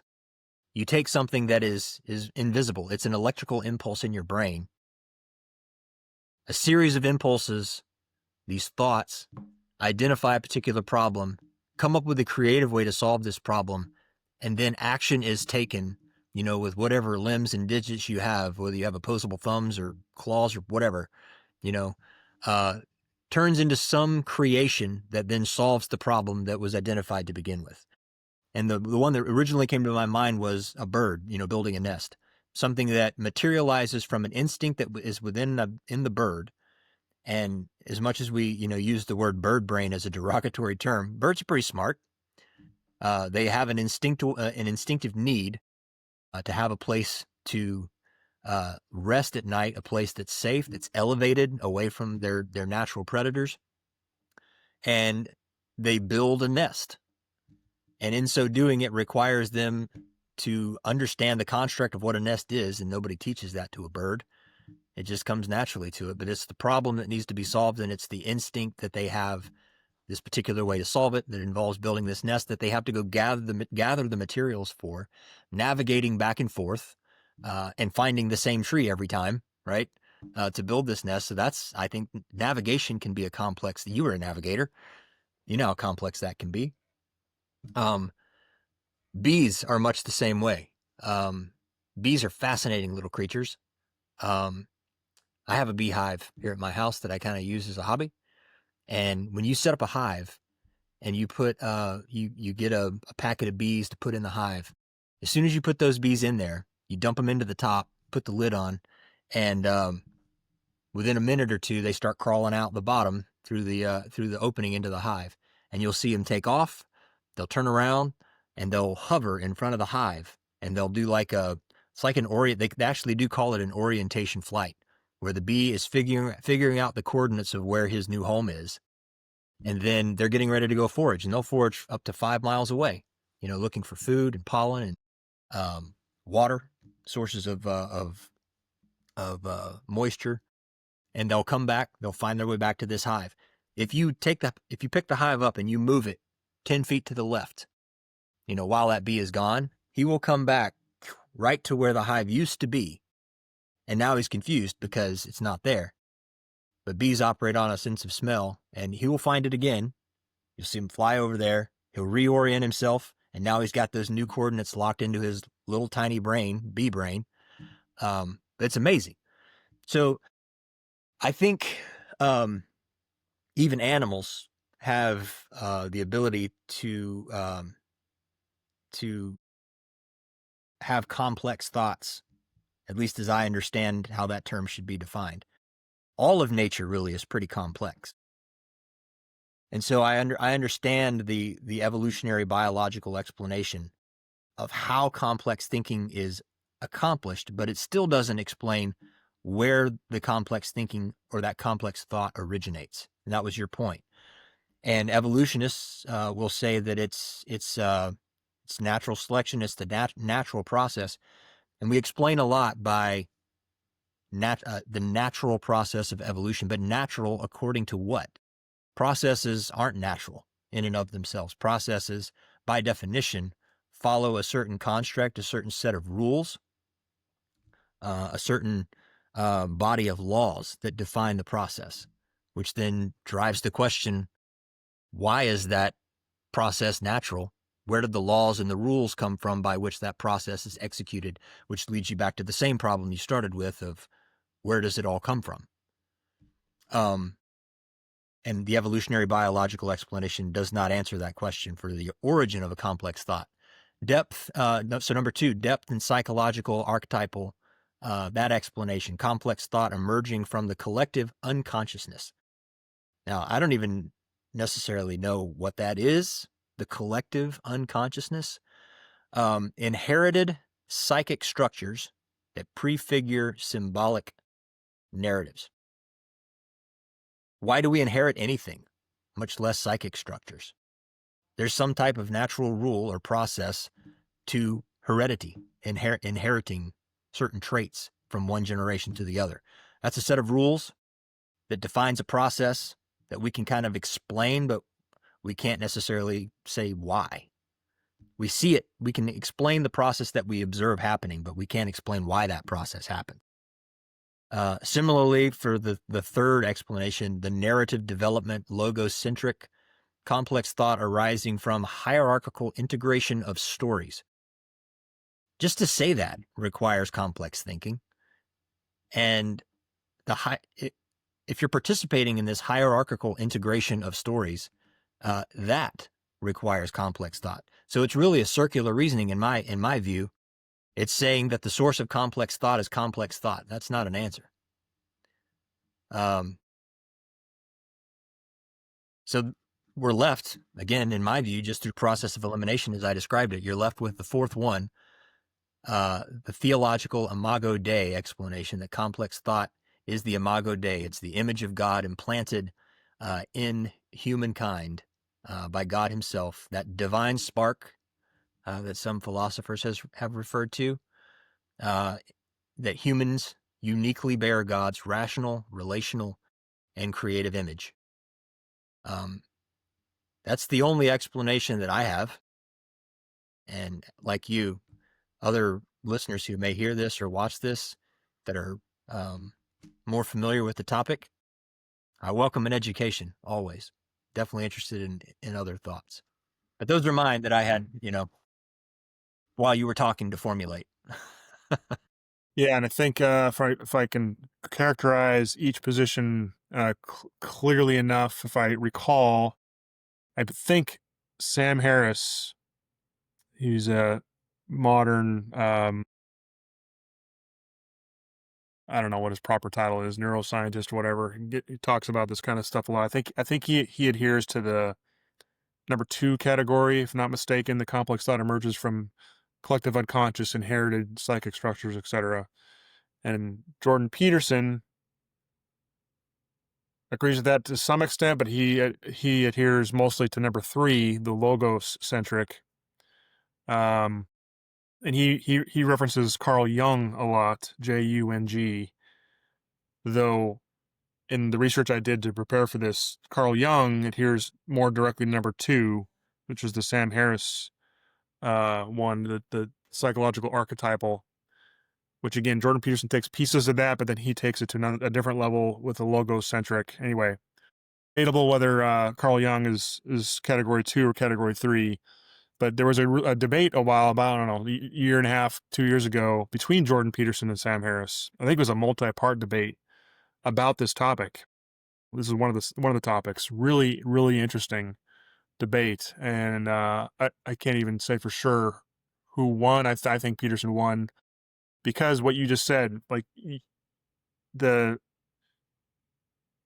it's a circular logic to say that complex thought was developed and it's inherited somehow, which I get that to a point. Our DNA, our genes are inherited; they're passed on from generation to generation, and part of that is how our brains develop and how our brains connect. The synapses in our brains connect in some kind of pattern. It obviously is malleable as we grow, but there's some kind of preset predisposition to how our brains are set.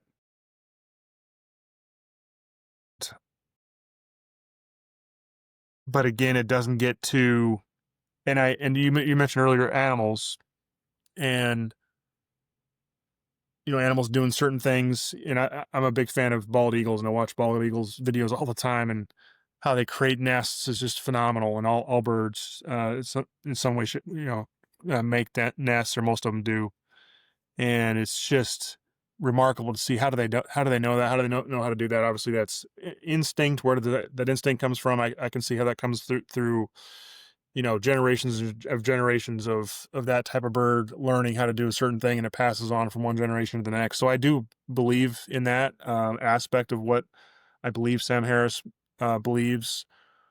Um, but it's extremely rare. I think ravens is a rare example of a bird that'll do something that has never been observed in another raven. Like they'll give a complex problem with some pieces on a table and a jar and things like that, and a raven will think in a very creative way on how to solve that problem. And it's a relatively recent discovery, whereas most birds and animals will do the same type of thing over and over again based on instinct. And yeah, like you mentioned, dolphins, super super smart. Even they observe what seems like humor in them, like how they do practical jokes. I've seen elephants. Saw a video this morning of an elephant doing a practical joke on its caretaker, and seemingly enjoying it. Now that's not necessarily complex thought, or maybe it could be. Like you said, we have to define that. So now I'm kind of getting into more of the emotion side of things. But what I'm trying to get at is overwhelmingly what animals do, even though a lot of what they do is really fascinating and just incredible, that they know how to build a nest intricately, or hunt for prey, or whatever it is. But overwhelmingly, except for very rare exceptions, like I said, the raven, it's the same. They all do the same general thing. Very, very few do something unique or have a creative thought that has nothing to do with survival, ultimately. This is just me postulating as a pseudo expert here, not an expert. Um, Whereas humans, we'll have complex thoughts that have nothing necessarily to do with our immediate survival or the survival of our family. And I'll use an extreme example. Einstein coming up with the theory of relativity. Obviously, that's an extreme example that we don't have on a regular basis, but that's an example of the creativity that humans have to come up with things that are not necessarily just to survive, or just to get a job, or just to be able to eat our next meal, but to really think abstractly. I think is one way that it's put. The way we do art with paintings, things like that. Different types of paintings is very. It's a way of thinking that almost no other animals are able to even contemplate. So it just gets back again to, let me pull up something here. I just pulled up on my screen. So I'll give a kind of a one sentence summary again of the four categories. So evolutionary complex thought is an adaptive computational module sculpted by natural selection. Another way to put that one. The second category, again, I said the Carl Jung, again, Jung, a famous psychologist, said, believes that it is the collective unconscious erupting into symbolic form through archetypes. And Jordan Peterson takes a little bit nuance to that. This is the third category. It is the articulated story that voluntarily orders chaos into habitable meaning.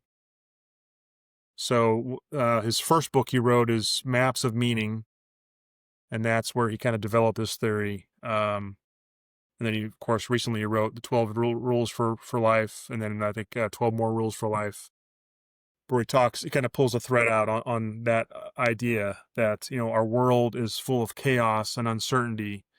And one of the ways that humans think is to order that chaos in a way that makes sense into narratives. And I think there's a lot of power in that, by the way. And it gets to our earlier discussion about, socialism and conservatism and different philosophies, because humanity and the world and life is so complex. The narrative that we effectively can tell ourselves and other people in society is super, super important.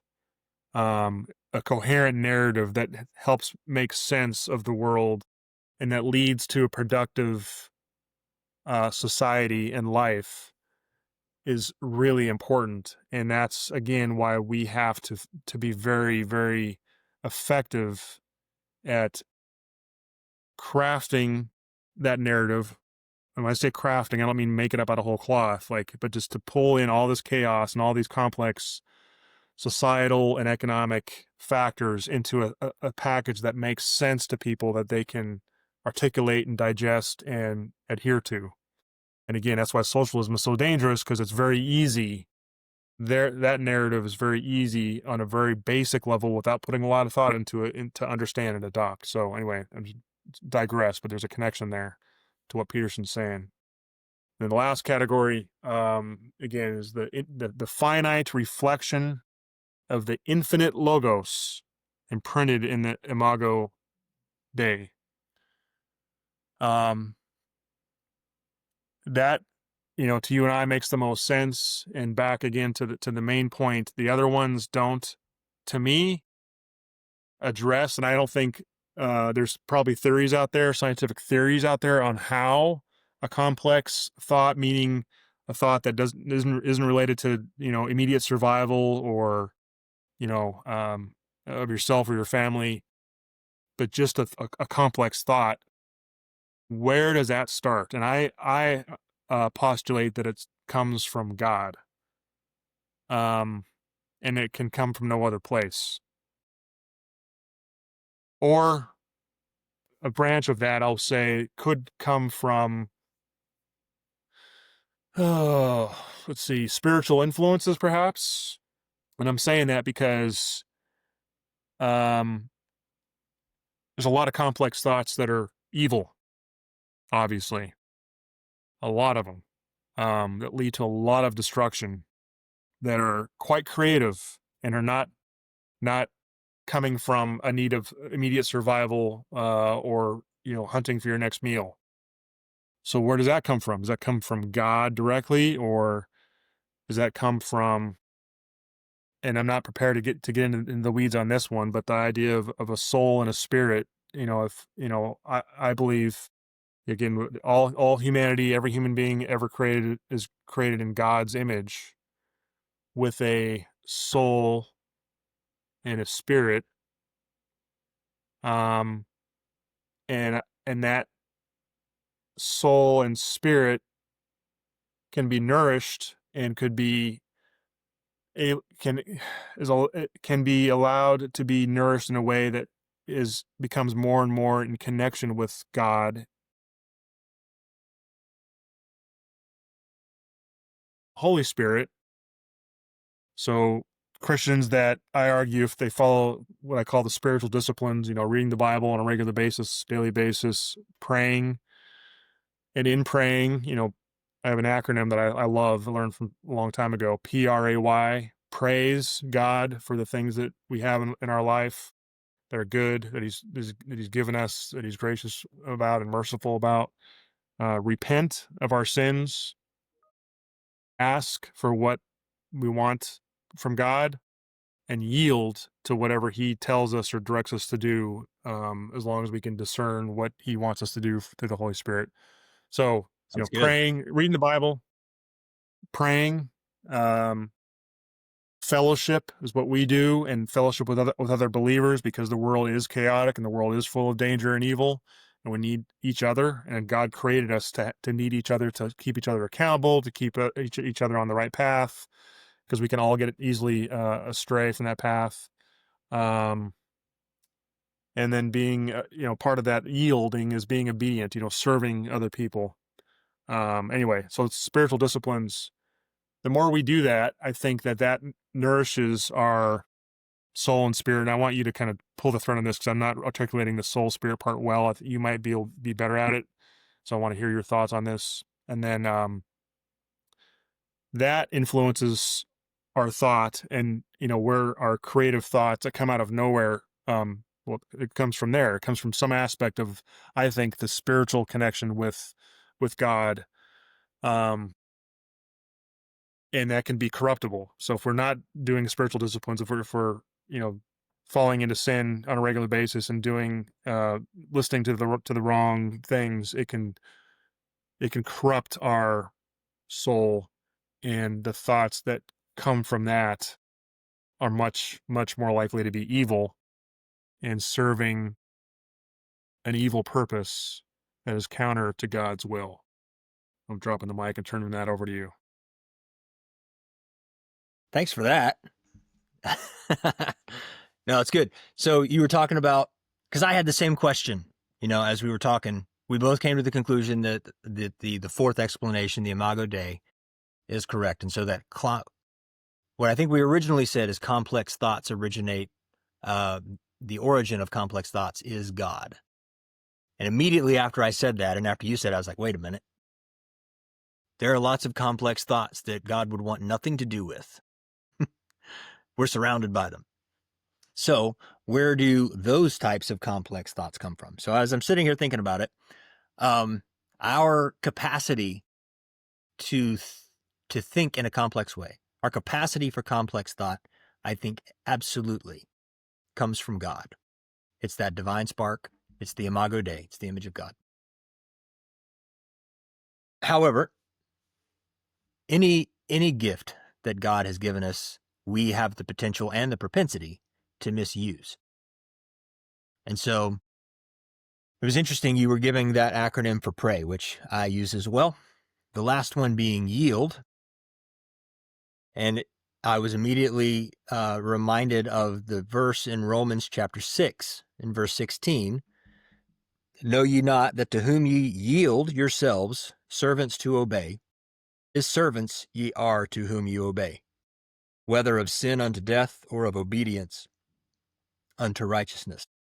So part of this capacity that we have for complex thinking, this ability to think and decide and the free will to choose, we have a choice of who we yield ourselves, our capacity to think complex in a complex way, as well as the actions that follow whatever those complex thoughts generate.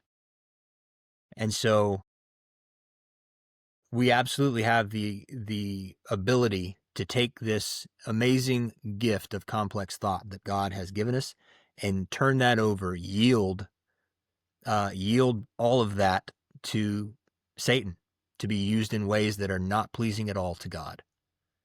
And we have, because of our fallen nature, a propensity to do that. We're kind of predisposed to it. Hence the need for salvation, which you described earlier. And salvation, part of that is repentance, which was the second word in that acronym that you use for pray. Pray, repent, ask, and yield. So repent, part of repentance is, as we talked about in our previous episode, acknowledging and admitting that I am wrong and God is right. I am headed in the wrong direction and I need to turn. I need to repent and go the other direction, which is a long way of saying I no longer yield myself as a servant. I no longer yield my thoughts and my will and my actions. I no longer yield those things to obey sin. I am turning, and now I yield those things, as the last part of that verse said, yielding to obedience and righteousness. And so it's important, as you said, to continue daily in God's word, to stay connected to those things that would encourage us to yield our thoughts and our actions in the proper direction. Any thoughts regarding the idea of a soul and a spirit in each person, as opposed to the animal kingdom? I guess just my understanding is that we all have a soul, and we have a small s spirit. I'm asking honestly. I had this in my head in the past, but I forget now. There's a distinction between the two, and you may not agree that there's two. I don't know. I'm just asking openly. I believe we all have a soul and we all have a spirit, and of course our spirit can be more or less aligned with the Holy Spirit or not, which is God, which is part of the Trinity of God. Anyway, when we die, I think our soul, I argue our soul goes to heaven. But I threw this out there not prepared on purpose to see if you had any more clarity on the two. I don't know that I do. That's an interesting topic for sure, and we should probably have a. I wish Pastor Mike was on. We need a pastor Yeah. to rightly divide this. I do. I think that I've heard it described. The concept of the Trinity. God is a Trinity, and we as human beings, made in the image of God, also have a kind of a triune nature. In other words, we have a physical, we have a spiritual, because God is a spirit. And therefore, if we are mirroring that in kind of a human sense, it would make sense that humans also have a spirit. And I think the soul and spirit are connected in a unique way because I don't think animals have a soul. And I think the thing that makes human beings unique in that way, a soul and a spirit, comes from how we were created. You rewind all the way back to Genesis, where God speaks everything into existence, except when it comes to the human being. After a full week, 5 days of just saying the words and creation responds. You get to a point where God, when it comes time to make man, he forms man out of the dust of the ground and breathes into his nostrils the breath of life. So God's process for making human beings is wholly different than what he did creating the rest of the universe. And that process of God's breath being breathed into mankind, I think, is what gives us the soul and the spirit that makes us distinct and different and unique from the rest of the animal kingdom. So as you're talking, I did a little grok search to help me out here and help us out on this one. And I guess we'll end with this one. I got to go. I got a hard stop here. But, it's a term I never heard before. I've heard, of course, body, soul, and spirit, but that's defined apparently as trichotomous. And I'll put it on the screen after we edit. Trichotomous. I've never heard that term before. I asked it from a Christian perspective, what the distinction between soul and spirit, and it says that humans are often described as trichotomous, body, soul, and spirit. In passages like, and I have to vet this after the fact, 1 Thessalonians 5:23, where it mentions spirit, soul, and body, and maybe you can look that up really quick. And Hebrews 4:12, where the word divides soul and spirit. Though some theologians, for example, dichotomists versus trichotomists, so some dichotomists like Augustine and Calvin view them as overlapping functions of an immaterial inner self. Man, this is a whole new topic. I didn't realize this. The trichotomist view is more common in evangelical and Pentecostal circles. How about that? So there you go. Everybody can chew on that. First Thessalonians 5:23, this is the King James version. And the very God of peace sanctify you wholly, and I pray God, your whole spirit and soul and body be preserved blameless unto the coming of our Lord Jesus Christ. Very interesting. Very interesting. Yeah, so that's another topic to add to our list of things we want to address, and I'll throw this to John and Pastor Mike and Taylor, see what they think, because I think that's a whole interesting set of discussion. All right, man. Well, that was a super topic, really man. good. Yeah, really good topic, and the whole first half, man, about what just that led to such really good, rich, unexpected discussions on socialism and conservatism and just where we are in our society today. Are these recent elections bellwethers? These recent local and state elections bellwethers? And I will say a quick counter argument to that. I should have brought this up at the beginning.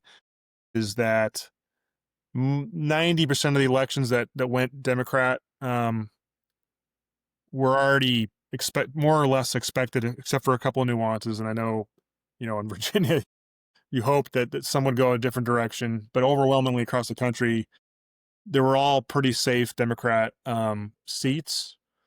But that alone is still troubling, even in light of what you said about some of the comments made by some of them and some of the open positions they had, why they would remain in safe. Why that would keep them in a safe position leading up to the election is just mind blowing. And I think it does come back partly to, so many people on the left are just in their social media feeds reading only their bubbles, and they're not going to be exposed to the negative comments that have been made to light that, of course, you and I see because we're in different bubbles. That's part of it. But still, there's so many independents out there and so many savvy people that were aware of these comments that still went overwhelmingly or too far to some of these candidates that have said very dangerous things. And again, with Mandami in New York City, that's to an extreme level. Very good discussion. Full first 3/4 of this podcast. And that this last part was really interesting. And I knew we're biting off a very complex topic, but it ended up being very enriching and enlightening. So thanks for all that. Thanks for putting up with that topic. No, it was good, man. I enjoyed the topic. And again, as dark as things seem to get, and may appear to be right now, I always encourage folks to remember, the words that come out of Proverbs chapter 14 and verse 34. Again, the King James Version. Righteousness exalts a nation. Righteousness exalteth a nation, but sin is a reproach to any people. And as Christians, as biblically minded individuals, we believe that righteousness does exalt a nation, but righteousness in a nation does not happen by accident. You cannot pray for righteousness and vote for evil. You can't pray for righteousness and do nothing. As we said before, the only thing that is necessary for evil to succeed is for enough good men to do nothing. And we don't want to be counted in that group. Evil may win for a season, but it shouldn't be because it met with zero resistance. And so I just encourage people to get involved at their local level, local and state level, as we talked about before. The nation will follow what we do in our counties and in our states. And so get informed, get involved, get in the game. Martin Luther King Jr. preached a sermon a while back, and he was talking about the revolution of his time. And one of the things that he said, he gave an illustration of Rip Van Winkle, how Rip Van Winkle went up into the mountain, for this long sleep. And when he comes back down, he passed a sign with a picture of George Washington on it, and he didn't know who that was. Because when we went up to the mountain, America was still a colony under the monarchy of King George III. And his point is that a great revolution had happened while Rip Van Winkle was asleep. And his challenge to the people was, you are in the middle of a revolution right now. Don't sleep through it. And people have a lot of views about Martin Luther King. Unfortunately, he didn't always act in a way that comported with, the words that he said as a Baptist minister. But that thought is spot on. We're in the midst of a revolution right now, and the outcome is undecided. And the worst thing that any of us could do would be to sleep through it. I'll stop. Because you usually end with a really good quote, so I'm going to end with a good quote here. So Teddy Roosevelt, the man in the arena. And I actually put this on Facebook recently because we had our local elections as well. I gave credit to everybody who ran a really hard race, whether they won or lost, because It is difficult, and I now know this, having done it one time. It's an all-consuming affair, very vulnerable, very exhausting, rewarding, exhilarating. Even if I had lost, it's still an incredible experience. So Teddy Roosevelt, back in 1910, wrote or said, "It is not the critic that counts, not the man who points out how the strong man stumbles, or where the doer of deeds could have done them better. The credit belongs to the man who is actually in the arena, whose face is marred by dust and sweat and blood, who strives valiantly, who errs, who comes up short again and again, because there is no effort without error and shortcoming, but who does actually strive to do the deeds, who knows great enthusiasms, the great devotions, who spends himself in a worthy cause, who at the best knows in the end the triumph of high achievement, and who, at the worst, if he fails, at least fails while daring greatly, so that his place shall never be with those cold and timid souls who neither knew victory nor defeat." Right on the money. It's awesome. Yeah, and we need more people in the arena. We don't need any more critics. We have plenty of those. Yeah. Ernest Hemingway described critics. He said, critics are the men who watch the battle from on high and then come down and shoot the survivors. We don't need any more of that. We have enough critics. We need people in the arena. Yes, sir. All right, sir. I gotta take off.